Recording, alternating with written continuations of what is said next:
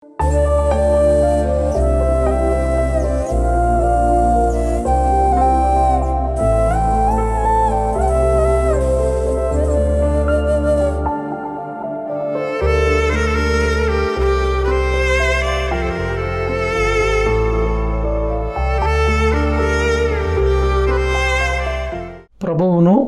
మన రక్షకుడును అయిన యేసుక్రీస్తు ప్రభుల వారి శ్రేష్ఠ నామాన్న మీ అందరికీ శుభాలు వందనాలు తెలియపరుస్తూ ఉన్నాను. ఈరోజు మన వాక్య ధ్యానము అపోస్తుల కార్యముల గ్రంథం 23వ అధ్యాయము 12వ వచనం ఉన్న వాక్య భాగాన్ని కొద్ది నిమిషాలు మనము ధ్యానం చేద్దాం. బైబిల్లో ఉన్నవారు తీసి చూడండి, నేను చదువుతూ ఉన్నాను. ఉదయమైనప్పుడు యూదులు కట్టుకట్టి తాము పౌలును చంపు వరకు అన్నపానములు పుచ్చుకొనుమని ఒట్టు పెట్టుకున్నరి. ఈ కుట్రలో చేరిన వారు 40 మంది కంటే ఎక్కువ.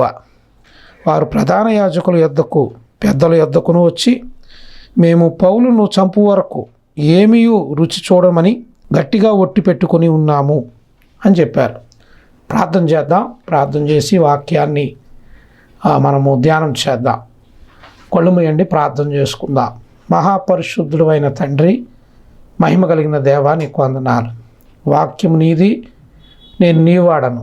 ప్రభువా, నీ పక్షం నిలబడుతుండగా ప్రభువా, ఈ మాట ఎవరికైతే అవసరమో, ఏ మాట అయితే అవసరమో ప్రభువా మీరే మాట్లాడమని ప్రార్థిస్తున్నాను.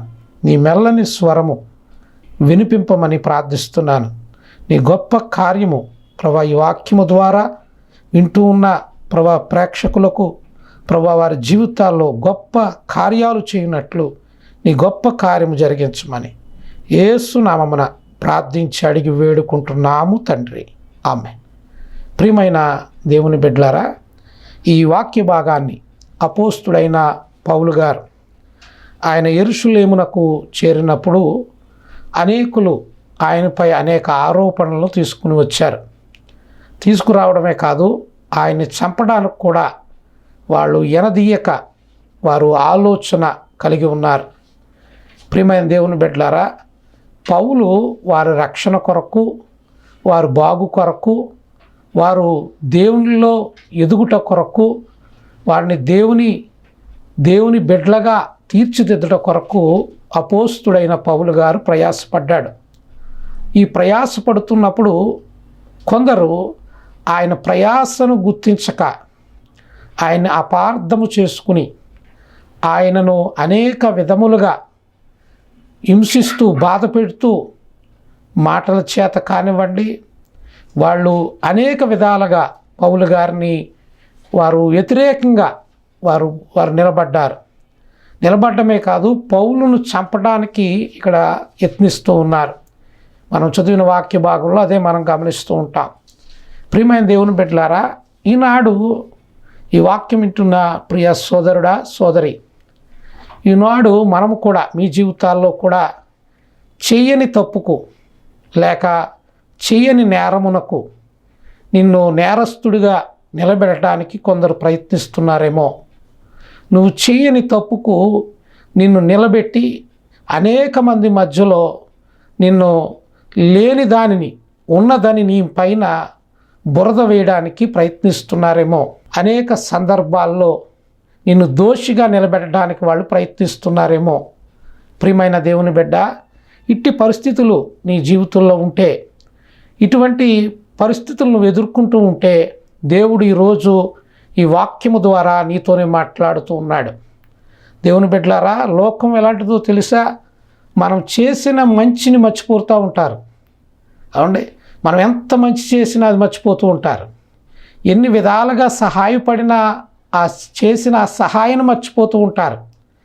ఏదో ఒక చిన్న దాన్ని ఏదో పట్టుకుని దాన్ని బట్టి మన మీద పగ పెట్టుకునేవారు, మన మీద అనేక ఆరోపణలు చేసేవారు, మనల్ని ఏదో విధంగా కృంగదీసేవారు, ఏదో విధంగా మనల్ని చూడండి అనేక ఇబ్బందులను మన మీదకు తీసుకొచ్చేవారే ఎక్కువ నేటి కాలంలో.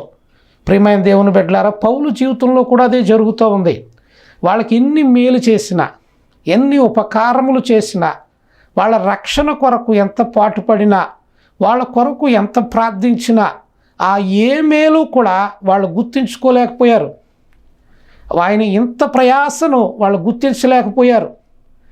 వాళ్ళు పౌలు గారు చేసిన ప్రయాసను గుర్తించక ఆయనపై వారు చూడండి వ్యతిరేకంగా వాళ్ళు నిలబడి ఆయన చంపటానికి కుట్ర పన్నుతూ ఉన్నారు. ప్రియమైన దేవుని బిడ్డలారా, అవునండి, ఈ లోకము ఇలాగే ఉంది కదా. చూడండి, అందుకనే దేవుడు మన కొరకు దేవుని వాక్యములో ఈ విధంగా రాయబడి ఉంది. కీర్తన గ్రంథం 56వ సంకీర్తనలో మనం చూసినట్లయితే 5వ వచనం మనము చూద్దాం. చూడండి, బైబిల్ ఉంటే తీయండి. దినమెల్లా వారు నా మాటలు అపార్థము చేయుదురు. కొందరి యొక్క ఉద్దేశం ఏమిటి అంటే మనం ఏది మాట్లాడినా అందులో అపార్థాలు సృష్టించేవారుగా ఉన్నారు. అందుకని 5వ వచనంలో అంటాడు, దినమెల్లా వారు నా మాటలు అపార్థము చేయుదురు, నాకు హాని చేయవలనని తలంపులే వారికి నిత్యము పుట్టుచున్నవి. ఏమండి, వాళ్ళ తలంపులు ఎలాగున్నాయట? మనకు హాని చేయవలననే. ఒకరోజు కాదు, ఎన్ని సంవత్సరాలైనా ఎన్ని విధాలుగా మనము వారికి మేలు చేసినా అది గుర్తించకుండా వాళ్ళు ఎలా ఉన్నారట చూడండి, అక్కడ రాయబడింది కదా. చూడండి, నాకు హాని చేయవలనని తలంపులే. నా ఇక్కడ చాలా బాధ కలిగిన చూడండి ఒక మాటగా అనిపించింది ఇది. ఏమనంటే అక్కడ రాయబడింది కదా, తలంపులే వారికి నిత్యము పుట్టుచున్నవి.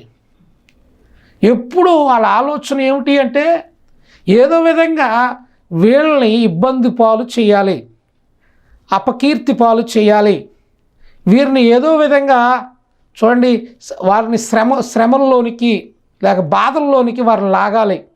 ఇట్టి ప్రయత్నం వాళ్ళు చేస్తూ ఉన్నారు. చూడండి, అందుకని 57వ సంకీర్తనలో కూడా 4వ వచనంలో ఈ మాటలు ఇలా రాయబడి ఉన్నాయి. నా ప్రాణము సింహముల మధ్యనున్నది, కోపోద్రేకుల మధ్యను నేను పండుకొనుచున్నాను. వారి దంతములు శూలములు, అవి అంబులు, వారి నాలుక వాడిగల కత్తి అని రాయబడి ఉంది. చూడండి, మనం ఎవరి మధ్యలో నివసిస్తున్నామట అండి? హాని కలిగించే సింహముల లాంటి అవండి, ఇతరులను భక్షించే క్రూరమైన జంతువులు లాంటి స్వభావం కలిగిన మనుషుల మధ్య మనం నివసిస్తూ ఉన్నాం. చూడండి, మేలు చేయకపోగా వాళ్ళు ఎలా ఆలోచిస్తున్నారట? నా ప్రాణము సింహముల మధ్యలో ఉన్నదన్నాడు భక్తుడు. చూడండి, వారు కోపోద్రేకుల మధ్య నేను పండుకొనుచున్నాను. ఈ రోజున ఎంత కోపం అండి, ఎంత పగండి, ఎన్ని విధాలుగా పగబట్టేవారుగా అనేకులు బయలుదేరుతూ ఉన్నారు.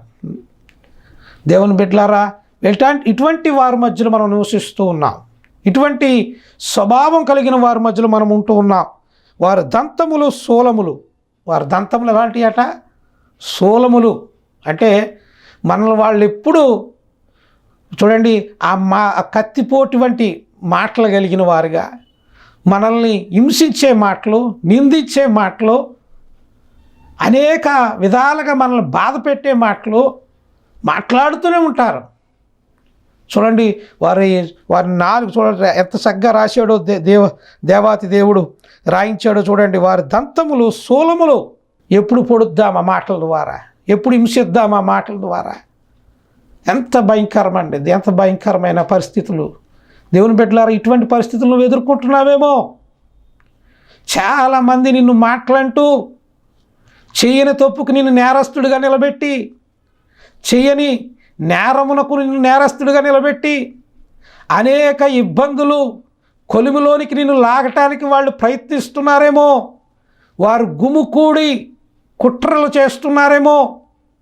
ఇటువంటి పరిస్థితిలో నువ్వున్నావేమో. అందుకనే దేవుడు ఈ వాక్యము ద్వారా నీకు సూటిగా నీతో మాట్లాడుతూ ఉన్నాడమ్మా, నీతో సూటిగా మాట్లాడుతున్నాడయ్యా. ఇటువంటి సమాజంలో మనం ఉన్నాం, ఇలాంటి వారి మధ్యలో ఉన్నాం. అయితే దేవుడు చెప్తున్న మాట ఏమిటో తెలుసా? దేవుడు మనకి ఎటువంటి ధైర్యాన్ని ఈ వాక్యం ద్వారా మనకు తెలియపరచాలనుకుంటున్నాడో తెలుసా? చూడండి, 56వ సంకీర్తన చూడండి 4వ వచనం చదువుతాం. దేవుని బట్టి నేను ఆయన వాక్యమును కీర్తించెదను, దేవుని యందు నమ్మిక ఉంచున్నాను, నేను భయపడను. బా, మంచి మాట కదండి. ఎంతమంది ఎన్ని ప్రయత్నాలు చేసినా నువ్వు దేవుని బిడ్డవే, నీ నీతి ఆయన చూస్తూ ఉన్నాడు, నీ మంచితనం ఏంటో ఆయన ఎరిగి ఉన్నాడు. నువ్వు చేస్తున్న సత్క్రియలు ఏంటో ఆయన చూస్తూ ఉన్నాడు. ఆయన అంటున్నాడు, నువ్వు నా యందు భయభక్తులు కలిగి ఉన్నావు, నేను నిన్ను కాపాడుతాను, నేను నిన్ను రక్షిస్తాను. ఎంతమంది నిన్ను సోలముల వంటి మాటలు మాట్లాడినా, ఎంతమంది గుమ్ముకూడి కుట్రలు నీ పైన వేస్తూ ఉన్నా, ఎంతమంది నిన్ను చూడండి నేరస్తుడిగా నీ పైన చేయని తప్పును నీ పైన మోపడానికి ప్రయత్నిస్తున్నా, దేవుడు చెప్తూ ఉన్నాడు, నువ్వు భయపడవద్దు. రాశాడు కదా, అక్కడ రాయబడి ఉంది, దేవుని యందు నమ్మిక ఉంచున్నాను, నేను భయపడను అని భక్తుడు మాట్లాడుతూ ఉన్నాడు. ఈ వాక్యం ద్వారా ప్రియ సోదరుడా, ప్రియ సోదరి, నువ్వు భయపడొద్దు. ఎందరూ ఎన్ని ప్రయత్నాలు చేసినా వాటన్నిటిలో నుండి నిన్ను కాపాడగలిగిన దేవుడు నీ పక్షాన ఉన్నాడు అని గుర్తించు. ఆయన నీకు తోడుగా ఉన్నాడమ్మా. ఆయన నీ గురించే ఈ మాటను దేవుడు ఈ సమయంలో నీకు వినిపింపజేస్తున్నాడని గ్రహించమ్మా. నువ్వు భయపడవద్దు. నీ పక్షాన నీతి ఉంది, అది దేవుడు చూశాడు. నీ పక్షాన న్యాయం ఉంది, అది దేవుడు చూశాడు. నీ పక్షాన మంచి ఉంది, అది దేవుడు చూశాడు. మనుషులు గ్రహించలేకపోయినా దేవుడు హృదయములను అంతరంగములను ఎరిగినవాడు. ఆయన ఈరోజు నీ హృదయమును చూచి నీకు కావలసిన ఆదరణను, నీకు కావలసిన ధైర్యమును దేవుడు చెప్తూ ఉన్నాడు. నువ్వు భయపడొద్దమ్మా అని దేవుడు మాట్లాడుతూ ఉన్నాడు. చూడండి, ఇంకొక మాట ఉంటుంది, 56వ సంకీర్తన 11వ వచనంలో మనం చదివితే, నేను దేవుని యందు నమ్మిక ఉంచున్నాను, నేను భయపడను, నరులు నన్నేమి చేయగలరు అన్నాడు. నరులు నన్నేమి చేయగలరు? దేవుడు మనకి కాపుదలగా ఉన్నప్పుడు నరులు ఏమీ చేయలేరండి. వాళ్ళు ప్రయాస అంతా వృధా ప్రయాస అవుతుంది. వాళ్ళు అనుకున్నది ఒకటి, దేవుడు చేయబోయే అద్భుతం ఒకటి. వాళ్ళు యోచించిన కుట్ర ఒకటి, దేవుడు మనకు ఆ కీడును మేలుగా మార్చగలిగిన దేవుడు మన పక్షాన ఉన్నాడు, నీ పక్షాన ఉన్నాడు. కాబట్టి నువ్వు ఆందోళన పడకు. నీకు వచ్చిన శ్రమలు, ఇబ్బందులు, నిందలు, వాటిని బట్టి నీవు కృంగిపోవద్దని దేవుడు ఈ వాక్యము ద్వారా నీకు తెలియపరుస్తూ ఉన్నాడు, నిన్ను బలపరుస్తూ ఉన్నాడు. ఆయన ఈ మాట ద్వారా నిన్ను ఆయన ప్రేరేపిస్తూ ఉన్నాడు. నా నుండి ప్రేరేపిస్తూ ఈ మాటలు చెప్తున్నాను దేవుని ప్రేరేపణ చేత. నువ్వు భయపడొద్దు, దేవుని వైపు చూడు. పౌలు గారిని ఈ విధమైన హింసలకు, బాధలకు గురి చేయట కొరకు కొంతమంది కుట్ర పడినట్లుగా మనము 23వ అధ్యాయం అపోస్తుల కార్యములో 12వ వచనంలో మనం చూసాం. చూడండి, 13వ వచనం అంటుంది, ఈ కుట్రలో చేరిన వారు 40 మంది కంటే ఎక్కువ. ఎంతమంది అండి? పౌలు గారు ఒక్కడ ఉన్నాడు, అటేపు ఎంతమంది ఉన్నారు? 40 మంది.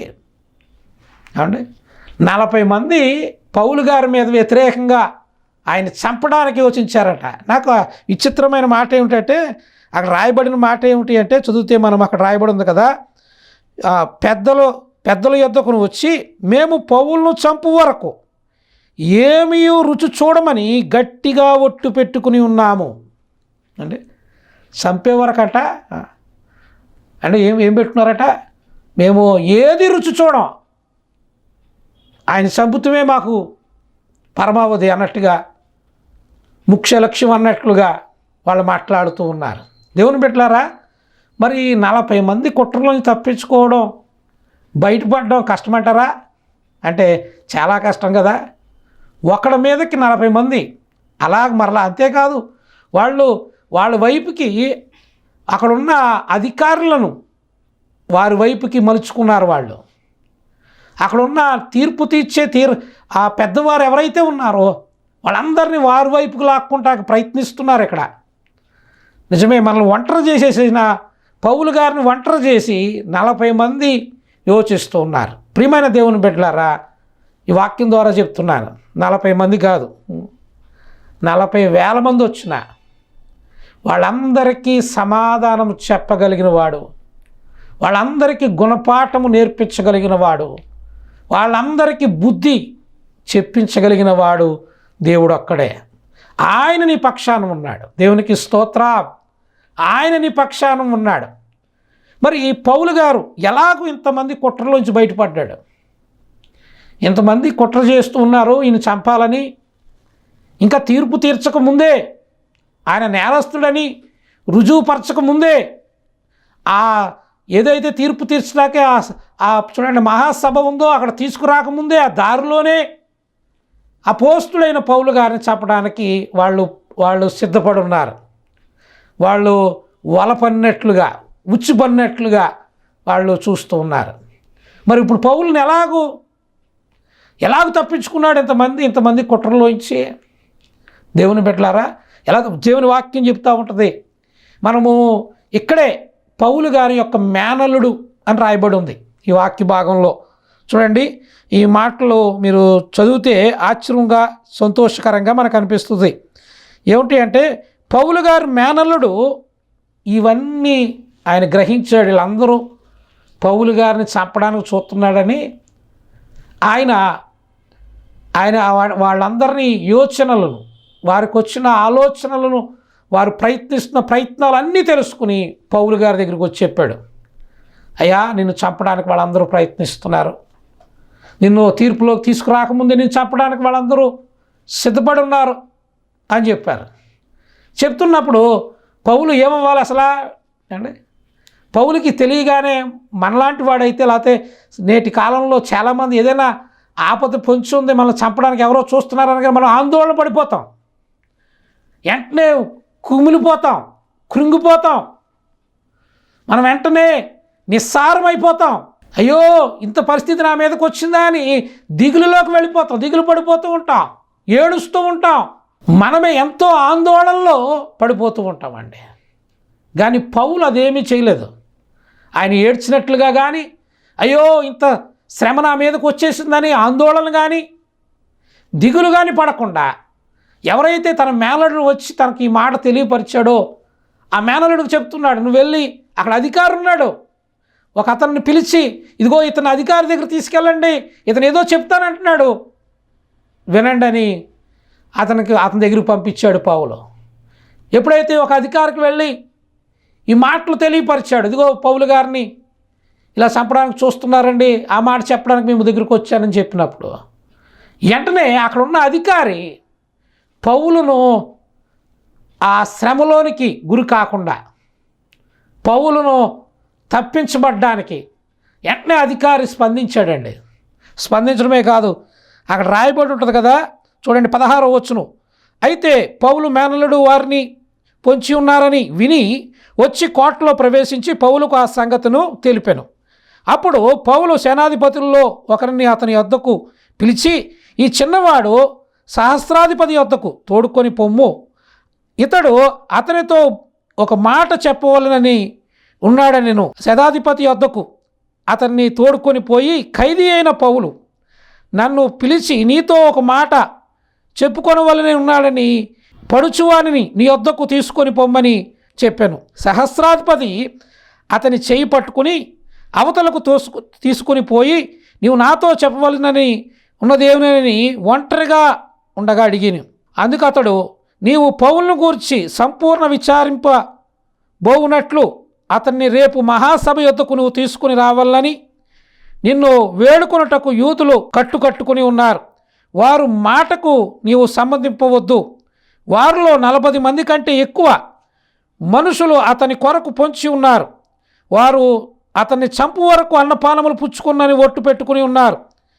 ఇప్పుడు నీ యొద్దకు మాట తీసుకుని వాళ్ళని కనిపెట్టి సిద్ధముగా ఉన్నారని చెప్పాను. అందుకు ఆ సహస్రాధిపతి, నీవు ఈ సంగతి నాకు తెలిపితివని ఎవనితోనూ చెప్పవద్దని ఆజ్ఞాపించి ఆ పడుచు వారిని పంపివేసి, తర్వాత ఆ శతాధిపతి, చూడండి ఇక్కడ చక్కని మాటలు ఉంటాయి, ఇద్దరు తన యొద్దకు పిలిచి కైసరే వరకు వెళ్ళుటకు 200 మంది సైనికులను 50 గుర్రరౌతులను 200 మంది ఈటెల గల వారిని రాత్రి 9 గంటలకు సిద్ధపరిచాను. దేవుని బిడ్డలారా, చూడండి, ఆయన తప్పించడానికి వెళ్ళేమో 40 మంది గుమ్ముకూడితే ఇక్కడ 200 మంది, అంటే 200 అంటే ఇంచుమించుగా 500 మంది, అంటే 500 మందిని ఇతను సైన్యంగా పంపించాడు. పౌలు గారికి ఏ హాని కలగకుండా ఇప్పుడుకుప్పుడే ఇక్కడి నుంచి తప్పిద్దాం, ఇక్కడి నుంచి తీసుకుపోదాం అని. అంతేకాదు చూడండి అక్కడ ఎంతమంది మళ్ళీ మళ్ళీ ఎన్ని రథాలు తీసుకెళ్ళాడట, రథాలు కూడా రాయబడి ఉంది. చూడండి 200 మంది సైనికులను, 50 మంది గుర్ర రౌతులను కూడా ఆయనకి ఏ హాని జరగకుండా అక్కడి నుంచి తీసుకువెళ్ళడం కోసం ఆ సహస్రాధిపతి వెంటనే స్పందించి సహాయం చేశాడు. పౌల్ని అక్కడ వాళ్ళు ఏమీ చేయకుండా ఆయన అక్కడ తప్పించడం కొరకు ఆ సహస్రాధిపతి ప్రయత్నం చేశాడు. ప్రియమైన దేవుని బిడ్డలారా, అటేపు 40 మంది వచ్చారు, ఇటేపు ఎంతమంది వచ్చారండి? ముందుగా నాకు ఆశ్చర్యం వేసిందంటే ఒక్కడు ప్రయత్నం చేశాడు.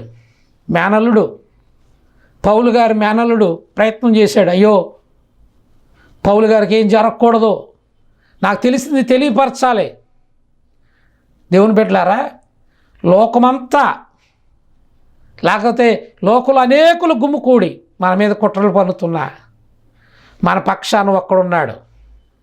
ఆయనే దేవాతి దేవుడు. ఆయన మనల్ని బాధలకు, శ్రమలకు, మనల్ని చేయని తప్పుకు ఆయన మనల్ని ఏదైతే మనం ఏ లోపమైతే చేయలేదో, వాళ్ళు చేయని లోపానికి మనం నేరస్తుడిగా నిరూపించడం కొరకు వాళ్ళు ప్రయత్నిస్తున్నారో, వాళ్ళు చేసే ప్రయత్నాలన్నిటిలోంచి తప్పించగలిగిన దేవుడు ఆయన ఒక్కడు మనకు తోడుగా ఉన్నాడు. దేవునికి స్తోత్రం, హల్లెలూయా. ప్రియ దేవుని బిడ్డలారా, ఈ వాక్యం ద్వారా ఒక్కడు మేనల్లుడు ఒక్కడు నిలబడి పౌలు యొక్క విడుదలకు తాను ఏం చేయాలో, తాను ఎవరికి తెలియపరచాలో వారికి తెలియపరిచాడు. దేవుని బిడ్డలారా, నువ్వు అక్కడే ఉన్నావా? నువ్వు కూడా ఏం చేయాలో తెలుసా? నీకు వచ్చిన శ్రమల్లో ఎవరికి తెలియపరచాలో తెలుసా?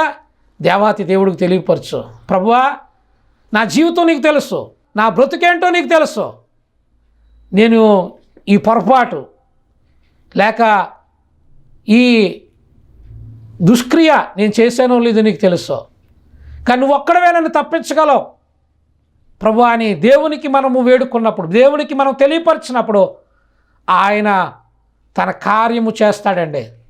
అక్కడ ఎంతమంది సైనికులను ఆ సైన్యాధిపతి, ఆ సహస్రాధిపతి తీసుకుని వచ్చాడో, అలాగే నేను తప్పించడం కొరకు దేవాతి దేవుడు అనేకులను నీ పక్షము నిలబడే విధంగా చేస్తాడండి దేవుడు. నువ్వు ఒంటరిగా ఉన్నావు, నువ్వు 10,000 మందికి సమానంగా దేవుడు నిన్ను నిలబెడతాడండి. ఆయన నీ పక్షమును యుద్ధం చేస్తాడు, ఆయన నీ పక్షమును ఉంటాడు.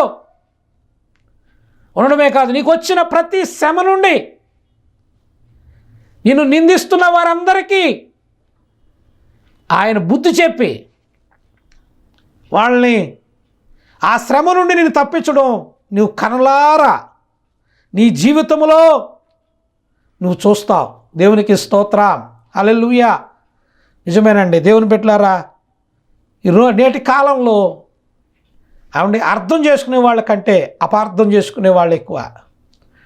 మంచిని గ్రహించడం కంటే చెడును ఇట్టినే వాళ్ళ జీవితంలో అలవర్చుకునేవారు ఎక్కువ.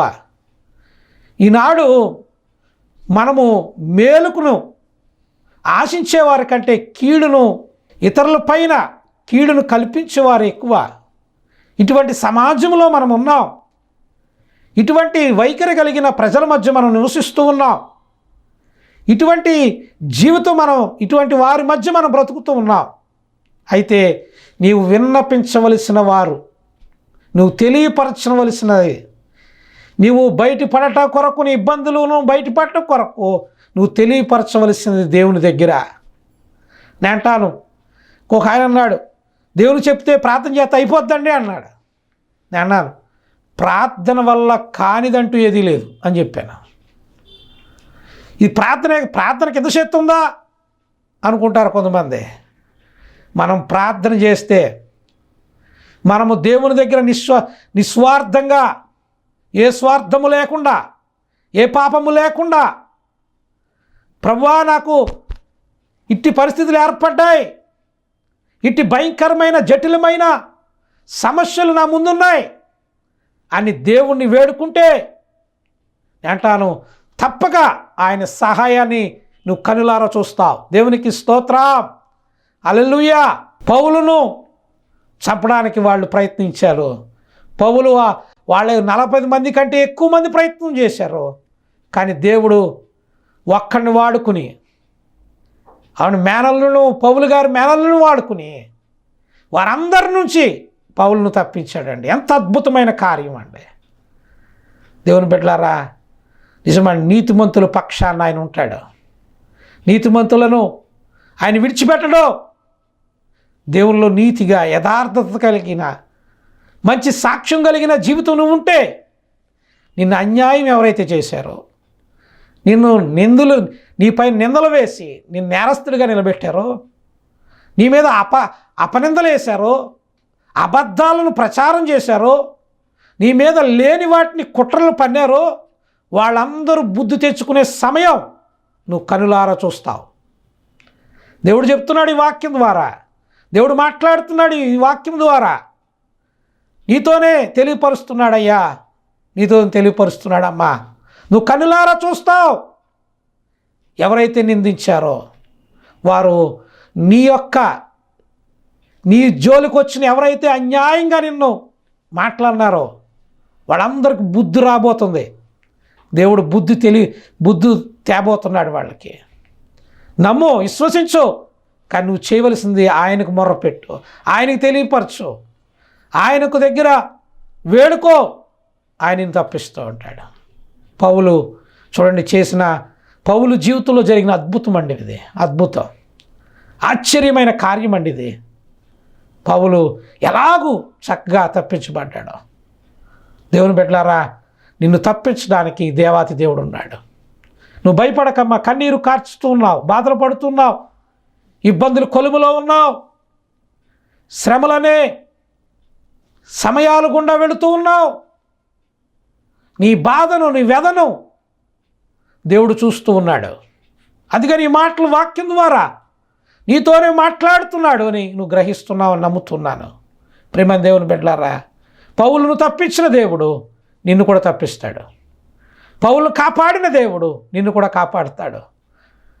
దేవుడు ఎక్కడ ఎవరిని నిలబెట్టుకోవాలో, ఎవరిని నీ పక్షంగా తీసుకురావాలో, ఎవరిని నీకు సహాయంగా పంపించాలో ఆయనకు తెలిసే ఉంది. కాబట్టి నువ్వు భయపడకు, నువ్వు భయపడకయ్యా. విశ్వాసముంచు దేవుని యందు. నిరీక్షణ కలిగిన వాడిగా, నరులకు నేను ఎందుకు భయపడతానని కీర్తనాకారుడు చెప్పినట్లుగా నీవు కూడా ధైర్యము కలిగి ఉండమని దేవుని వాక్యం ద్వారా చెప్తుంది. నీకు వచ్చిన ప్రతి ప్రతి ఒక్క చూడండి, వాళ్ళు వేస్తున్న ప్రతి ఉచ్చు నుండి దేవుడు తప్పిస్తాడు. దేవుని బిడ్డలారా, ఈ వాక్యం ద్వారా వింటున్న మీరు దేవుడు మీ యందు ఉన్నాడని, మీ ప్రార్థన ఆలకిస్తున్నాడని, మీకు జవాబు ఇవ్వబోతున్నాడని, మీకు విడుదల ఇవ్వబోతున్నాడని, మిమ్మల్ని రక్షించబోతున్నాడని, మిమ్మల్ని కాపాడబోతున్నాడని ఈ వాక్యం ద్వారా దేవుడు మీకు తెలియపరుస్తున్నాడు. దేవుడు అట్టి కృప దేవుడు మీకు దయచేయును గాక. ఆమేన్. చిన్న ప్రార్థన చేసుకుందాం. కళ్ళు మూయండి, ప్రార్థన చేసుకుందాం.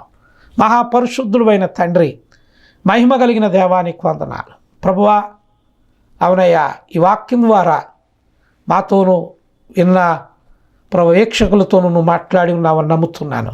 దేవా, నిజమే, మమ్మల్ని నిందించేవారు లేని వాటిని మా పైన ప్రభా పెట్టి మమ్మల్ని నేరస్తులుగా నిలబెట్టేవారు, మమ్మల్ని అనేక ఇబ్బందులు పాలు చేసిన వారు ప్రభా, నిజమే, చాలామంది గుమికూడి కుట్రలు పన్నుతూ వాళ్ళు ముందుకు వెళుతూ ఉన్నారు. నాయన, అయ్యా, నువ్వు ఒక్కడవే మమ్మల్ని తప్పించగలవు తండ్రి, నువ్వు ఒక్కడవే మమ్మల్ని కాపాడగలవని మేము విశ్వసిస్తున్నామయ్యా. ప్రభా, ఎవరు మమ్మల్ని విడిచిపెట్టినా నువ్వు విడిచిపెట్టవని ప్రభా మేము నమ్ముతున్నాము తండ్రి. ప్రభా, ఎవరైతే అట్టి పరిస్థితిలో ఉన్నారో వారందరికీ విడుదల ఇవ్వండి. వారందరికీ నీ రక్షణను ప్రభా, నీ సంరక్షణను అనుగ్రహించమని, మేలు చేసి కృప చూపమని యేసుక్రీస్తు ప్రశస్త నామాన్న ప్రార్థించి అడిగి వేడుకుంటున్నాము తండ్రి. ఆమేన్. వందనాలు.